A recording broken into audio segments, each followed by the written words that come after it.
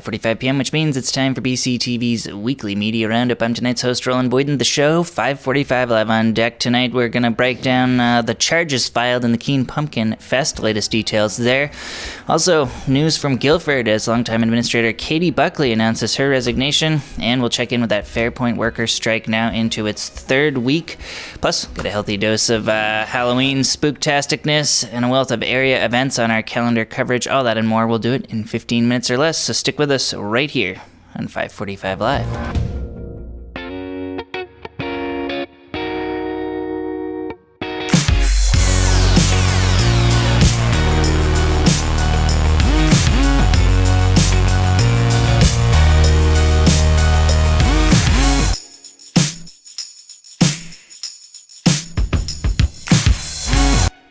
Welcome to a very spooky edition of 5:45 Live. Meow. And with that, welcome back to this October 31st, 2014 edition of 5:45 Live. A little look back there to October of 2011, year one at 5:45 Live on Halloween night as BCTV Operations Manager Vlasta Popelka joined me at the desk in costume. And we'll throw a few more Halloween trick-or-treats in there in this edition of 5:45 Live. But first, into the headlines we go. And we'll start with the continuing saga of the Keene Pumpkin Festival riots. Now, 2 weeks ago, that brought upon the city of Keene unprecedented damage and violence, drawing with it national attention with news outlets like CNN, the Boston Globe, and many others covering the melee. And while the reported arrests numbered close to 100, in the early going, a small Page 3 article in the Reformers Town section earlier this week from Bob Audette may have dodged the attention of many, as New Hampshire authorities released the names of just 3 individuals charged in the weekend's chaos. Now, the 3 offenders, all between the ages of 20 and 25, are said to have been charged based on social media photos, clearly depicting their involvement in the rioting. All right, with that, time to move on, and as promised in our coming up check-in with the Fairpoint strike, as we enter week 3 of the Fairpoint workers' strike that's seen nearly 1,800 workers across Maine, New Hampshire, and Vermont sidelined as they wait for contract negotiations to finally commence. As union reps report, in a seemingly bizarre twist that the company has yet to make any effort to contact union negotiators, much less enter into the bargaining process. Even stranger, union employees have cited a willingness not just to walk away from raises and expanded benefits, but to take pay cuts in order to get back to work. Simply citing the company's attempts to force a reported $700 million in cuts without the union's consent as the breaking point leading up to the strike. Now, for more, we were back out on Main Street this week to talk with local workers as they wait to return to their work. Between April and August, the union offered up its own counter-proposals, which went from us wanting what we had to about $200+ million in savings. The company never countered any of that, just basically said no. And the company's been sitting at their $700 million number since April. Now, you can see clips as part of a 5:45 Live special with a more in-depth interview with workers in Brattleboro from Fairpoint, which includes a more detailed timeline of the problems trying to negotiate with the company that began all the way back in April. You can find that as a 5:45 Live extra at BrattleboroTV.org. All right, time to move on in the headlines here, and for that, we'll head south to Guilford, as this week, longtime Guilford Town Administrator Katie Buckley shocked the board and town community by submitting her letter of resignation at the board's regularly scheduled Monday meeting. I would like to say that I really don't want to accept it, but things happen, things grow.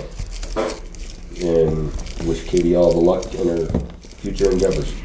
Now, this all comes on the heels of a year of heated debates in Guilford over topics like the disbanding of the town's own middle school, and most recently, the future of the municipality's Green River Bridge, a topic that saw further progress made at a special work session hosted this Tuesday in Guilford as well. We know the estimated cost is $550,000, which does include the $315,000, so that's not in addition to it, that's inclusive of that. There are funding sources other than taxes, and that's what funding other than taxes means, sources. You can see both this week's regular Guilford meeting, which includes Katie Buckley's resignation, and their special work session from Tuesday. They're both available to stream at your leisure at brattleboro.tv.org on the meetings watch page for the Guilford Select Board, and they'll both show 2 clicks up the dial on our government and education sister channel, Channel 10. All right, now we'll move on in the headlines here. And speaking of high-profile meetings this week, the Citizen Committee known as NDCAP, or the Nuclear Decommissioning Citizen Advisory Panel, was back in town to host the second of their open forums to discuss the process by which Entergy Nuclear will go about decommissioning the Vermont Yankee nuclear reactor in Vernon. And with company officials announcing in the interim between meetings that they would elect to leave spent fuel on site in Vernon for up to 60 years through the NRC-approved process known as Safe Store, tensions were high at last night's gathering. We agreed to provide an assessment of the facility, which essentially is an effort to identify what does the assessment look like, what is it that we think we need to do to complete the decommissioning process. So that study is a first step toward identifying that. Thanks to hardworking BCTV producer M. Richards, who's been filming those Vermont NDCAP meetings. You can find the first one and soon the second one on the series landing page for those meetings, all at brattleboro.tv.org. All right, time to move on here and check in with Brattleboro's print media with a Reformer Roundup that I'll touch on an article in today's edition that includes some details on a power outage that swept downtown yesterday, citing the cause of the power outage as a squirrel running along the lines, as well as news in the Reformer that the state has officially booked court time to determine the fate of animals seized from Santa's Land in Putney at the end of this past summer, after reported negligence and animal cruelty led to area officials intervening. All right, time to move on and check in with Brattleboro's weekly independent newspaper, The Commons, all part of our Commons News Report. And for that, you can do what I'm about to do on the split screen, which is head to commonsnews.org, where you can follow along. You can also pick up an actual paper if you like the feel of having a real newspaper in your hands. They hit newsstands each and every Wednesday around town, and community-minded citizens, it's worth noting, can actually get a paid subscription to help keep the paper afloat as well. More details on that at commonsnews.org as well. And with that, let's launch into said split screen. Talk about the Commons News reporter Olga Peters' penned article entitled "Coming Home. Brattleboro hires Peter Elwell to take helm as town manager." For that, we've got a quote from this article about Brattleboro's new town manager. Here it is. Personal and professional reasons pulled Elwell to take the town manager job in Brattleboro. He has long wanted to return to and contribute to the community, the place, he said, quote, that has always been home with a capital H. End quote within our quote. Elwell will leave a post as town manager in Palm Beach, Florida, where he led 340 employees and managed a general fund budget of $65 million. All right, that's our Commons News Report. You can find out more from that article and all their articles at commonsnews.org. All right, it's election season, and that's where our next headline will take us. Back into the newsroom we go. Next Tuesday is Election Day in Vermont, but that doesn't mean area residents have to wait until Tuesday to vote. In fact, the increasingly popular practice of early voting has drawn residents to the town clerk's office by the droves in the past weeks, and with hours running up until 5 p.m. this coming Monday as well, a scheduling conflict on Tuesday is no reason to miss tossing your vote into the ballot box. And for residents still used to heading to the BUHS Gymnasium on Election Day to vote, an important note here, as once again the town has elected to utilize the cost-saving method of hosting Election Day voting in the Select Board meeting room on the second floor of this very 230 Main Street Municipal Center, just north of the library, right here on Main Street. Just a few more stories to touch on here on 545 Live before we launch into our extensive calendar coverage. Before we close out this week's edition, we'll start by taking a look back at last week's visit to Brattleboro from Attorney General Bill Sorrell, as he hosted an open forum to present the preliminary drafts of the state's GMO labeling laws, as the AG's office braces for lawsuits from food manufacturers unhappy with the concept of disclosing their use of genetically engineered food in their products. And with Vermont pioneering laws of this sort across the country, legal precedent for the states in the surrounding area may very well be set in the courts of this here Green Mountain state. This is an information exchange as part of the rulemaking process that the legislature in its GMO or GE labeling law authorized us to conduct.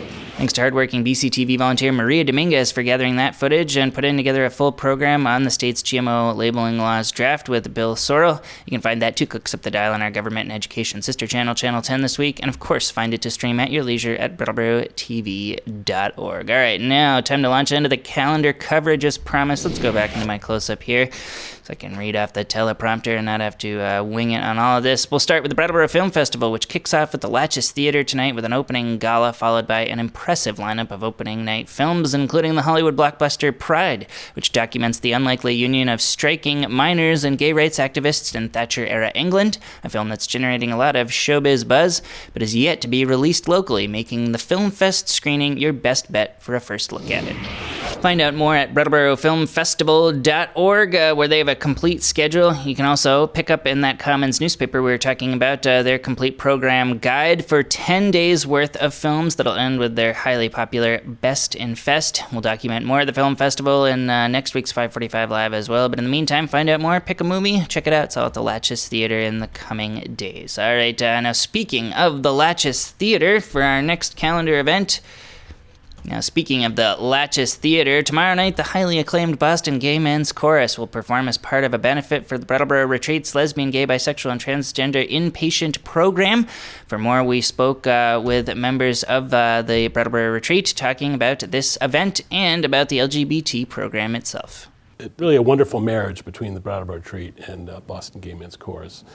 And while they're here, just by them being here will raise awareness of the issues that we're talking about here, you know, and in a fun way too. It's going to be a party, but with a foundation, a strong mission foundation. Watch more of that interview about the LGBT inpatient program at the retreat and the upcoming concert, which is set to hit the Latches tomorrow night with the highly acclaimed Boston Gay Men's Chorus. You can find that interview part of a BCTV Open Studio, which you can stream at your leisure at BrattleboroTV.org, along with all of our local programming. You can also find out more about the event at BrattleboroRetreat.org/chorus. That's where we're going to have to leave our calendar coverage for now. But, of course, it being Halloween, there are a myriad of spooky events, hayrides, haunted mazes, and much, much more going on in the area as well. Find out more about all of this at ibrattleboro.com/calendar. And before we go, we'll take a quick look at this weekend's weather, courtesy of BUHS TV, the high school's morning news advisory broadcast. Take it away, guys. What does this weekend's weather look like? Tomorrow, we have a high of 47 and a low of 53. It's the Day of the Dead. There were horses and a man on fire, and I killed a guy with a trident. On Sunday, we have a high of 41 and a low of 26. I love lamp. Well, that does it for another edition of 545 Live. Thanks for checking in with us. We'll be back next week, 5:45 p.m. Eastern Time, right here on BCTV Comcast Channel 8. In the meantime, have a safe and spooky Halloween out there. We'll see you next time around.